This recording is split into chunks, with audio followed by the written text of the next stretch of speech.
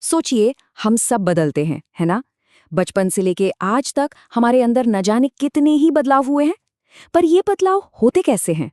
चलिए, आज इसी पूरी प्रक्रिया को समझने की कोशिश करते हैं।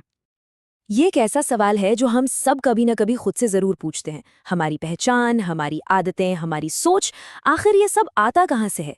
इस सवाल का जवाब ना हमारी अपनी विकास की यात्रा में ही छिपा है। अच्छा, तो इस यात्रा को समझने के लिए ना हमें दो बहुत ही जरूरी शब्दों को जानना होगा। एक है वृद्धि और दूसरा है विकास। अब अक्सर लोग इन दोनों को एक ही मान लेते हैं, पर असल में ये दोनों बहुत अलग हैं। तो सबसे पहले बात करते हैं वृद्धि यानी ग्रोथ की। देखिए, वृद्धि का सीधा सा मतलब है वो शारीरिक बदलाव जिन्हें हम नाप सकते हैं, जैसे कि किसी की लंबाई कितनी बढ़ी या वजन कितना बढ़ा। ये वो बाहरी बदलाव हैं जो एक उम्र के बाद मतलब मैच्योरिटी आने पर रुक जाते हैं। और अब आते हैं विकास यानी डेवलपमेंट पर। ये ना कहीं ज्यादा बड़ी चीज है। विकास सिर्फ शरीर तक ही सीमित नहीं होता।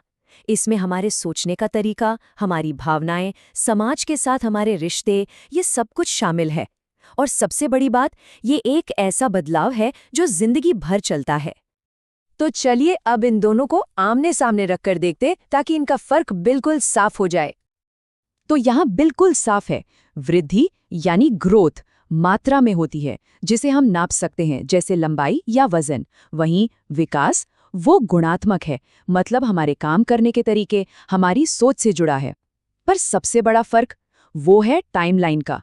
वृद्धि एक उम्र के बाद रुक जाती है, जबकि विकास जिंदगी भर चलने वाली एक लगातार प्रक्रिया है। सीधे शब्दों में कहें तो वृद्धि असल में विकास का ही एक छोटा सा हिस्सा है। अच्छा, जब हम कहते हैं कि विकास एक यात्रा है, तो सवाल ये उठता है कि ये यात्रा है कैसी? क्या ये एक सीधी सपाट सड़क की तरह है जिस पर हम बस चलते जाते हैं, या फिर ये सीढ़ियों की तरह है जिसमें हम एक-एक करके कदम ऊपर चढ़ते हैं? और पता है, यही मनोविज्ञान की सबसे बड़ी बहसों में से एक रही है। क्या हमारा विकास धीरे-धीरे लगातार होता रहता है, या फिर ये अलग-अलग स्टेजेस में अचानक से होता है? देखिए, आज के दौर में ज्यादातर मनोवैज्ञानिक ये मानते हैं कि विकास एक लगातार चलने वाली प्रक्रिया है। ये कोई अचानक होने वाली चीज नहीं है, बल्कि हमारे पिछले अनुभव ही धीरे धीरे जुड़कर हमें आगे बढ़ाते हैं।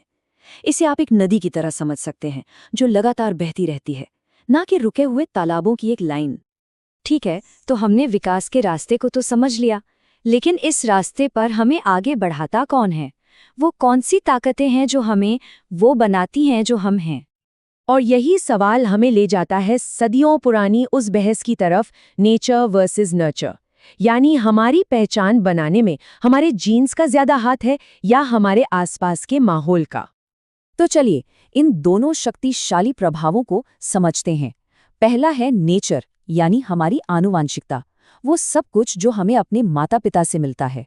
और दूसरा है नर्चर यानी हमारा वातावरण, हमारा पालन पोषण और हमारे अनुभव। देखिए, नेचर का मतलब है हमारी जेनेटिक बनावट जो हमें विरासत में मिलती है। यही हमारी बुद्धि और पर्सनालिटी जैसे गुणों की नींव रखती है।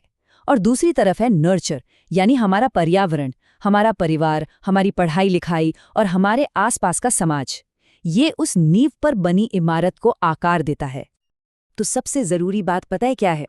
ये नेचर बनाम नर्चर की कोई लड़ाई नहीं है। आज का विज्ञान ये मानता है कि ये दोनों ताकतें मिलकर काम करती हैं। इसे ऐसे समझिए, हो सकता है किसी में संगीत की नेचुरल प्रतिभा हो, ये हुआ नेचर। लेकिन अगर उसे कभी कोई इंस्ट्रूमेंट या संगीत की ट्रेनिंग ही ना मिले, यानी नर्चर ना मिले, तो शायद वो प्रतिभा कभी निखर ही ना पाए। हमारे जीन्स हमें संभावनाएं देते हैं और हमारा माहौल ये तय करता है कि वो संभावनाएं हकीकत में कैसे बदलेंगी। तो इस पूरी चर्चा से मुख्य बात क्या निकल कर आती है? इसका सार क्या है? सार ये है कि हम सब एक तरह से वर्क इन प्रोग्रेस हैं। हमारी पहचान कोई पत्थर की लकीर नहीं है, बल्कि ये हमारे अंदर की बायोलॉजिकल ताकतों और हमारे बाहर के अनुभवों के बीच लगातार चलने वाली एक कमाल की जुगलबंदी का नतीजा है। तो आखिर में ये सवाल सोचने वाला है कि किसी की भी अपनी जिंदगी की कहानी को लिखने में नेचर की कलम ज्यादा चली है या नर्चर की स्याही?